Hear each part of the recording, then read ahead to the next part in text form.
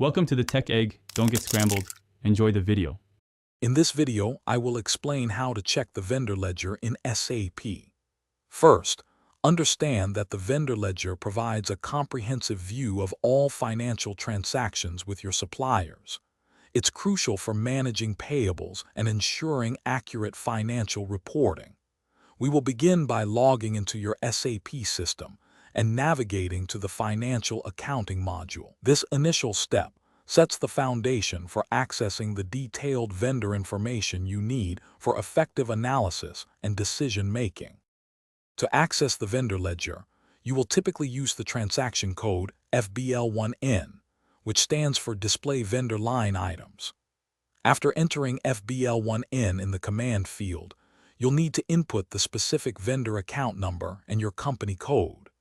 You can then select the type of line items you wish to view, such as open items for outstanding invoices or cleared items for payments already processed. This provides a detailed list of all transactions. Once the vendor line items are displayed, you can analyze the data. Pay close attention to the document number, posting date, and the amount for each transaction. SAP allows you to filter and sort this data by many criteria, such as document type or payment terms, to refine your analysis. For more in-depth review, you can easily export the entire dataset to a spreadsheet program like Microsoft Excel, enabling further manipulation and reporting. Beyond FBL1N, other useful transaction codes exist. For a quick overview of vendor account balances, use FK10N.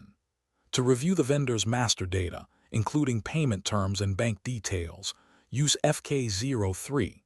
Remember to regularly reconcile your vendor accounts against statements to ensure all transactions are accurately recorded and any discrepancies are promptly addressed. This proactive approach helps maintain strong vendor relationships and accurate financial records. Thanks for watching. Consider subscribing if I helped unscramble your problems.